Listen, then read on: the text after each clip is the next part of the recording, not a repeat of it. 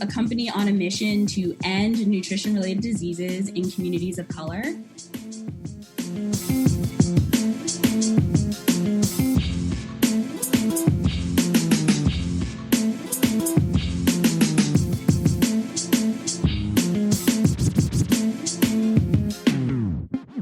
Welcome to Gorillapreneur, the Art of Waging Small Business Warfare podcast, teaching Davids how to defeat Goliaths.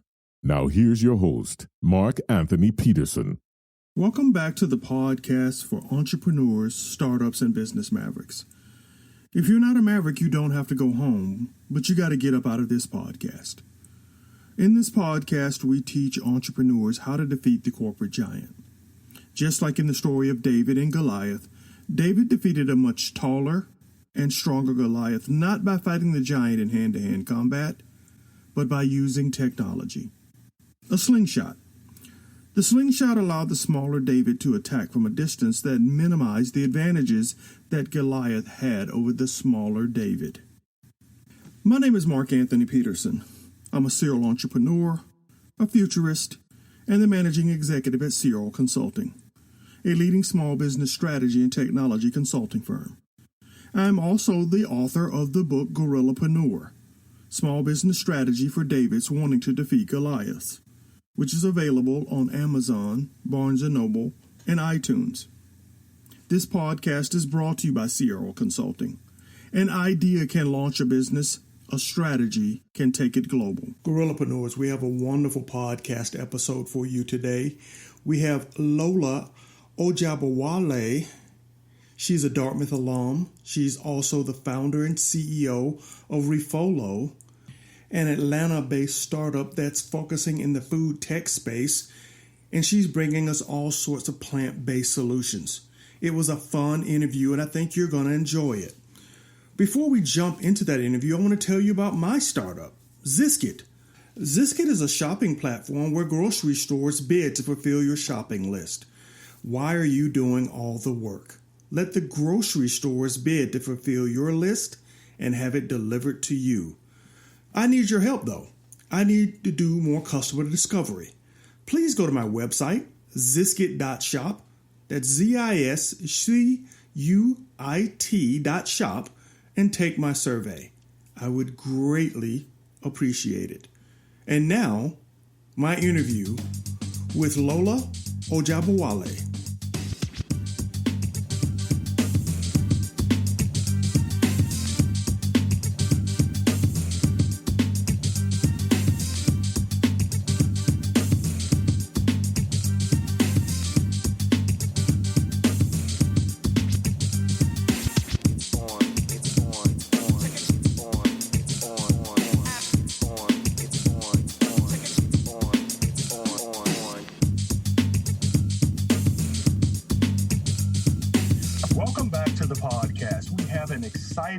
Show today, and I say exciting because I am extremely excited. It's almost like talking to my little sister because she is a Dartmouth alum, and everybody knows how much I love Dartmouth and my time there on campus.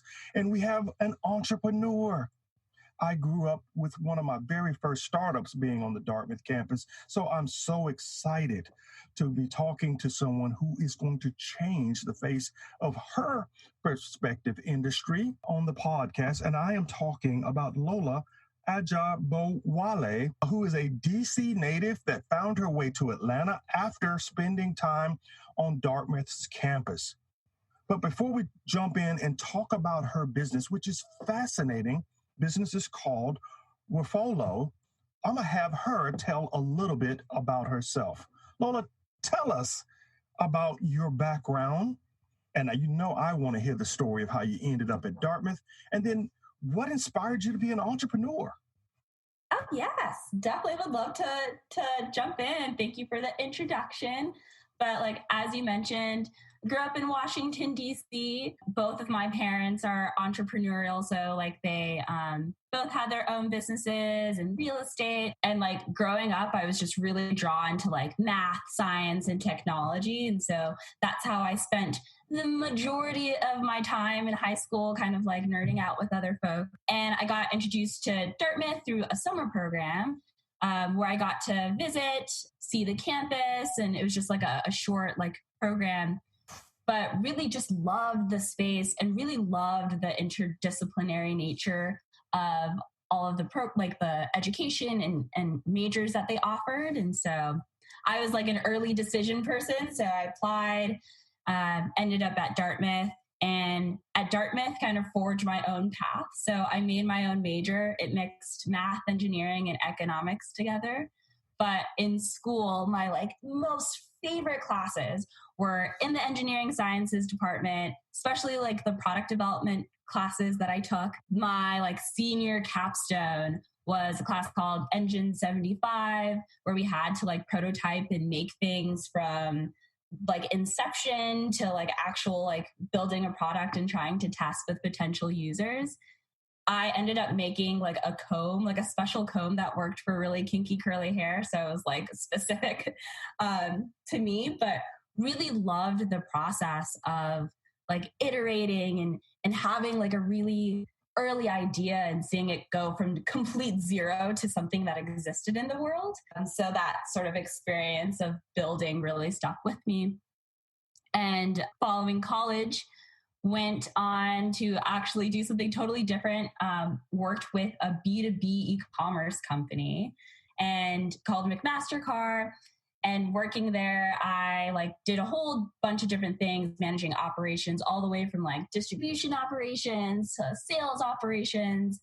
But like 2 years in, got the experience again to like build something from scratch. So I led a team that made an e-learning for the company and was just like reintroduced to that process of going from, oh, this totally doesn't exist to, oh, this is something that it now like is in the world, and just really energized by that. And following that experience, spent a lot of time in the ecosystem in Atlanta. So went to a ton of hackathons, had a stint part-time while I was still working full-time at a startup accelerator where I was just like immersed in all of these early stage founders, and really just loved like really being in the scene here. And then kind of having some like experiences, and I'll talk to you about the motivation for Refolo, started that company like on the side, and now I'm on it full time. But that is exciting. I mean, just listening to your path to Refolo, it takes me back to kind of my own passions. Behind me, this is my dungeon, and it's starting to reflect all the things that I had when I was a kid. So I put together my own computer when I was in the 7th grade. It was called a Sinclair. It came in a bag, and you had to solder it all together and hook it up to a TV, and you had a tape deck as kind of the hard drive.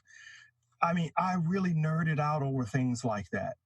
And I felt the sadness of running out of those opportunities when I got to 10th, 11th grade, because there just wasn't that environment where someone would encourage the continued focus on engineering and technology at that time in my life. So I'm so excited that you got a chance to not only have that passion, but grow it while you were at Dartmouth, and then extend it into the early parts of your entrepreneurial life. Have you found that it's still a little lonely because you don't look like most founders or startup technologists?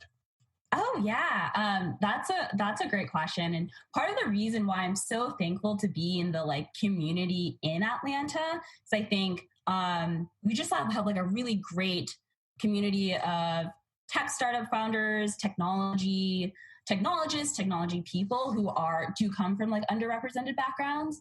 And especially as I compare like my experience to some of my peers in other ecosystems where they are a little bit more of like a unicorn, very thankful for like the support that I have here. But absolutely kind of like growing up, even going to like my classes in engineering at Dartmouth, was always very familiar with being like one of the few, even in a lot of my management roles I had during like my corporate career. Also usually like either the only woman or the only person of color, or even like, and definitely both. But I think Atlanta has been like a very special place, and it's been cool to see like all of the news around like it being like the next, like the Black Silicon Valley.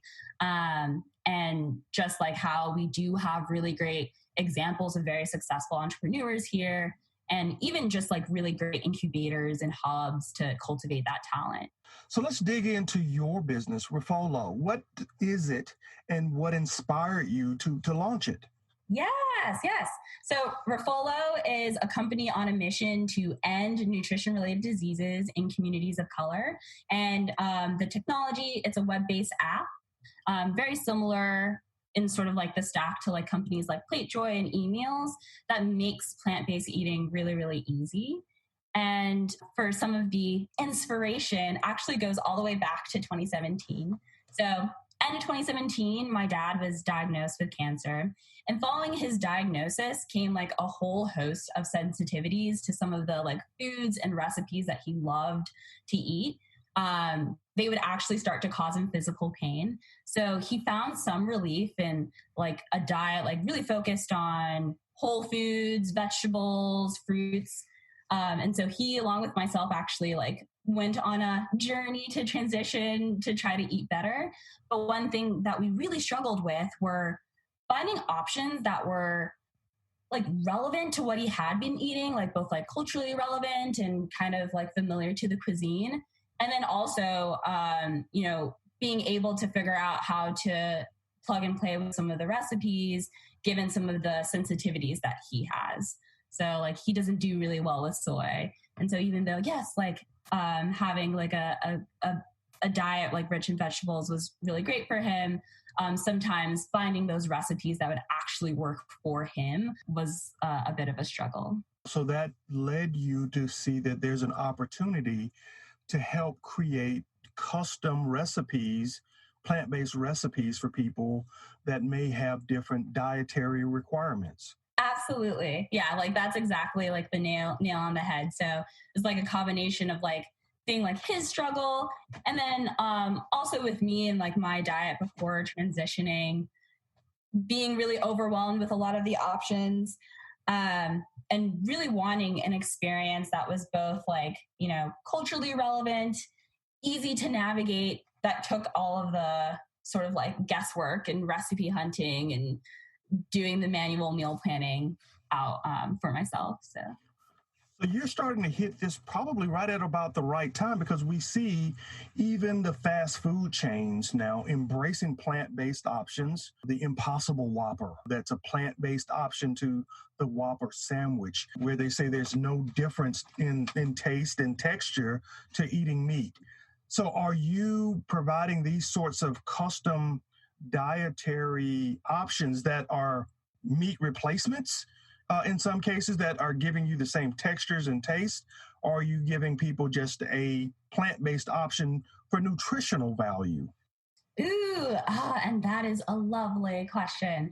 And yeah, I think there's definitely like in a plant-based moment. I think KFC did like a fried chicken pop-up, but it was like a vegan fried chicken, and it sold out in 5 hours, and it was like in Atlanta. So I think there's a lot of brands that are proving that when you like make it an adequate replacement, people will show out in droves to kind of consume that. As far as Refolo goes, we're actually more focused on like a whole plant-based, like whole food plant-based eating. So our recipes don't generally incorporate like your impossible meats or your like mock meats or your mock cheeses. I think it'll be interesting to see like what some of the nutritional research will show on how like those like effects on the body. But like really at our core, we're just trying to help people incorporate fruits and vegetables in ways that are similar to how they're already eating, and making that very like easy to sort of like incorporate and slip in. So walk us through a typical example of what would happen before and after using your application if I were augmenting my diet with the plan that you have laid out. Oh, yes.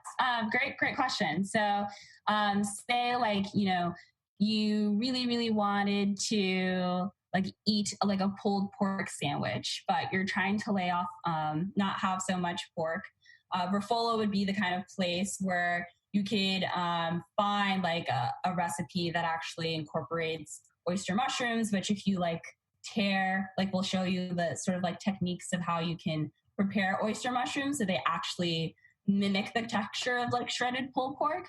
And that could become a replacement that you would use in those dishes instead of what you might normally. So it would have the texture and taste. So when I look, I think I'm eating a pulled pork sandwich, but it's really made from that mushroom. Yeah. So yeah, it's like really wild. So especially for pulled oyster mushroom, like the texture, the look actually looks like pulled pork.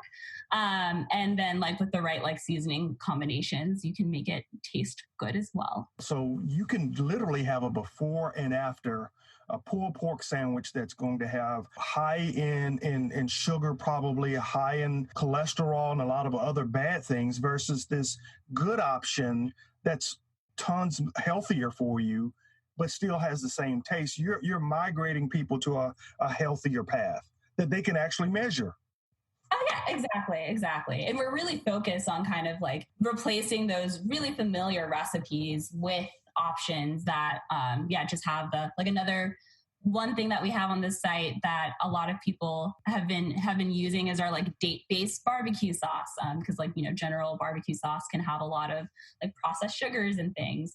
And so like simple replacements like that and not only showing our customers and our target market kind of how to incorporate those, but also like helping them with that meal planning, taking out all of the recipe hunting that they might do by hand with hours of Pinterest research, and then like making that journey of cooking a little bit more seamless. So are the recipes proprietary or are they driven by the community? So do you have a collaborative platform that if I have a great mushroom recipe, I can contribute it back to the community, or all of your recipes part of a proprietary approach where I put in pulled pork, you give me the recipes and point me to the vendors where I can get the items to produce the product? Yeah. So currently our platform doesn't incorporate any sort of like user-generated content, or we do a mix of, we have some recipes from food bloggers.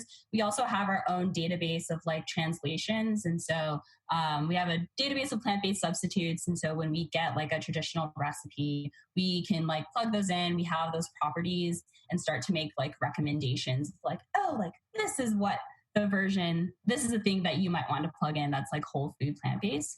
But I think definitely like in the future, kind of having, making it like a community effort where folks can sort of suggest, and because I think that's how a lot of, especially in like the food blogger space, people just find new ways of adding things. I know someone just published like a very interesting like carrot tuna recipe. So like through that like serendipity and like experimenting in the kitchen, you could like scale that and share that with lots of people. Are you keeping any of the data based on user profiles so that you can be the Amazon of this sort of recipe world? If you like this, you may also like these recipes. Are you making those kind of recommendations yet on the platform? Also a great question. Yeah, like machine learning, kind of like a recommendation base is definitely where our like platform is headed. Right now, it's not making those kind of recommendations. It's really based on like, oh, if you put in these certain attributes, we know these match and can recommend from there. But as we get more data and get more information, absolutely looking to making the experience similar to your like, oh, like the Netflix of, hey, like, I know you really like this one, this pulled pork or this jollof rice recipe might also be something that you enjoy as well. And I think there's a lot of interesting like technology kind of like opportunity on that end. And then also on the end of the actual like recipe development. No, I love this. A number of the listeners to the podcast will know that I have spent a lot of time looking at dark kitchens. And, you know, my view of the future of a number of the brands, McDonald's, Burger King, Taco Bell, that they will eventually move from dark kitchens to just providing recipes that can be translated and produced in your own home. and that they'll just get paid every time that recipe gets accessed. And with the way you're positioning your business, you are going to be one of those leaders. Because for folks who don't want the unhealthy options, they'll need the translation engine to produce a healthy option with the same taste. And so I love where you're headed. This is really, really fascinating. Let's shift gears for a second, because you mentioned on the front end that the inspiration was solving the nutrition problem in communities of color. Tell me about that problem. Oh yeah, absolutely. And I think so, for African Americans specifically, we're twice as likely to have diabetes, twice as likely to have high blood pressure. I think even in the United States, nutrition related diseases are very rampant. Based on whatever study you might look at, people say something between 3 to 7 of the top 10 reasons for death are because of preventable nutrition related diseases. And I think on the flip side too, there have been a lot of studies. I think one really prolific one out of, I believe it was UCLA, that talked about the marketing that is specific to communities of color with some of the fast foods and the junk foods. Mm-hmm. So I saw an interesting opportunity to really focus this company and this brand on serving these users, and also recognizing that there's just massive interest in plant-based eating. People of color are actually the fastest growing plant-based eating demographic. It's something that, but there weren't a lot of brands that really centered our culinary traditions and our ways of eating and cooking. So it felt like a gap. Yeah, and I think you're right. And the number of food deserts that you find just, within 100 to 200 miles of Atlanta is amazing. As I drive back to my hometown in Alabama, I pass through counties where the opportunity to get healthy food or to get fresh food is almost non-existent. And so to have a platform like yours that can take and provide healthy recipes and then work with the partners that you have to get it delivered is a great way to start addressing this problem. Oh yeah, that's also a really great point too on the access, because you're absolutely right. Not too far from Atlanta, where I am, there are food deserts where people can't even access these vegetables and fruits, and so we're really looking at sort of all those different parts of that chain. How might we help people get their delivery, get their groceries, and then when they do see a kohlrabi, tell them what to do with something like that. Mm-hmm. That's familiar, not an esoteric type dish. So paint a little bit more of that picture of your vision of how you see your brand evolving, because the coronavirus has really made a lot of people rethink shopping, rethink how they're going to address home delivery, because most people were not sold on it before they couldn't go out to actually shop for groceries. So paint us the picture of where you see your brand fitting into this world that we face, that they're calling the new normal. Ooh, yes, the new normal. Absolutely. I think to start that online grocery delivery is a big part of it. Right now, you can only get the ingredients delivered through the major platforms or the major retailers. So think your Publix and your Peapod and your Amazon delivery. But I think, as grocery delivery becomes even more just the normal, and people become increasingly amenable to shopping that way, we're looking to on how can we bring other smaller kind of retailers onto the platform and work with grocery delivery in that way. But it's also interesting to see how so far, how even cooking habits have changed. The New York Times did a study that they released not too long ago of their readers, and home cooking is up 54%, with 75% of those people saying that even after the coronavirus, they'll continue with those cooking habits. So I think there's a lot of interesting future trends, and even to a point that you made earlier about the dark kitchens, even with connected kitchens as well.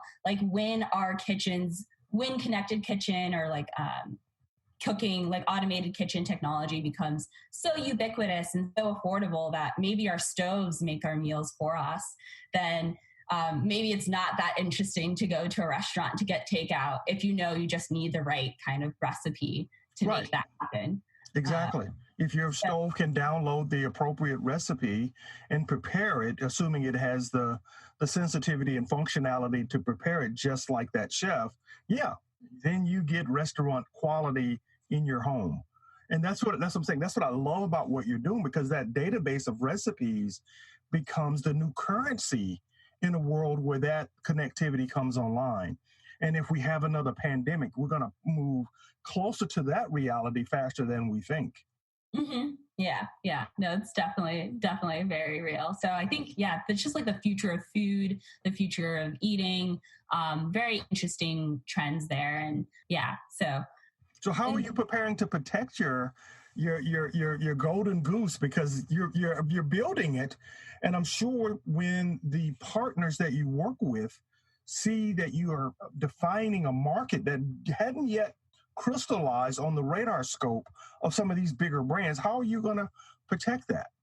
Oh, that is such like a really, really great question. And to be honest, something that we haven't thought a ton about. Right now, the platform works through APIs. And so they're really only getting our ingredient data when we send it to them, not so much the this is the how we're going to put it together. But still, I think there's a lot of interesting pieces there, especially as we continue to build our database of substitutions and just recipes that don't necessarily exist or are ones that we found through food blogs, but ones that we develop.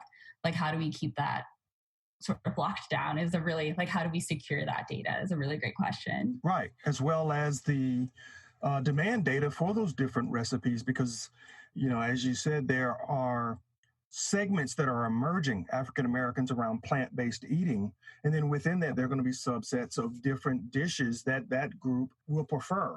That's some valuable knowledge if I am a restaurateur or I'm a supplier or I'm a food entrepreneur like yourself, that I can capitalize on. You're going to be sitting on some data that can drive or at least support market making going forward.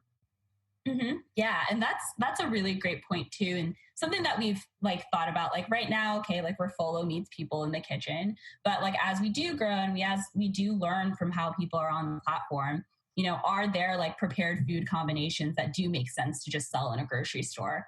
And does the data that we have support that and help us figure out those unique combinations that maybe aren't as obvious. So tell where are you with the business now? At what stage are you still building out the platform? Are you actually processing some of these recipes? Yeah, so right now we are actually, we're live, we're processing recipes, we're in our private beta. And so if people go to our websites, eatrefolo.com, they can sign up and they can try it out. Currently how it works is we do have a free plan, but to get access to everything that our platform has to offer, you pay a $15 per month subscription. But we are at our first version, but excited to sort of iterate and see how AI and machine learning, and as we develop our platform and grow with our users, kind of support some really cool recommendations and recipe development combinations. Let's unpack that financial model a little bit more so the users understand exactly the different ways that they can engage with you. So the free model, what do I get if I sign up and just say I want the free account? What are the benefits? What's the functionality? Yeah, so the differences between the two are pretty much usage based. So the free model, a little less customized, smaller set of available recipes with a new sort of option or recommendation every week. And then the premium model is you get your you can customize your weekly meal plans. You have access to the full database of recommendations, and also that option of recipe ingredient delivery through our delivery partners. Let's peel that onion a little bit further. Why would a user customize their meal plan, and what are they doing specifically? Oh yeah, great question. So yeah, when they go on, they'll see some recommendations for what to eat today, Monday, Tuesday, Wednesday, Thursday. And so they can edit that. We have like a button so you can, refresh recommendations if you want something else and choose the like kind of plan out what you want for the week. And then that kind of goes into your like weekly shopping list, which you can either have delivered, but just like editing kind of what the full scope of what they want to eat if they're doing any weekly planning, so they can have that. And then we also have features too that if there are ingredients that you particularly want to include or exclude, it's been that's been like a big thing that we've heard from our users so far, that like you also have that option to say, hey, like broccoli actually doesn't work for me, so like don't give me anything with that. Wow, I like that, because that option, going back to the story about your dad, now gives the consumer the option to say, hey, here's what my life is like. Soy is not a good thing. Buckwheat's not a good thing. Or here are my life goals. I need more iron. I need more vitamin A, B, or C. And then have the meals kind of be customized around those requirements or those lifestyle choices. Mm-hmm. Yeah. And that's like a big thing too that we've heard from like our users as well. We think currently a lot of people on the platform do have those food sensitivities. So like, we've heard that like, prior to Refolo, eating was a competitive sport, just like figuring out like, especially if they have like some major, like, I really can't do cauliflower. Like cauliflower doesn't work for me. Cauliflower, unfortunately, is like the vegetable of the decade, I feel like. Right, it is. You can make everything with cauliflower. Everything has cauliflower. Macaroni and cheese. I mean, everything with that. Everything is cauliflower. So like, that's just like that one thing can become like a major roadblock to finding things that will actually work for you and work for your body. And so it was really important for us to also incorporate that. So that people can find things that do work. And Perfect. I am so excited with what you're doing, because the options for people to participate and to improve their health and their lives are now within reach with a platform like this. And it's cool that you can do it and still make money with it as well.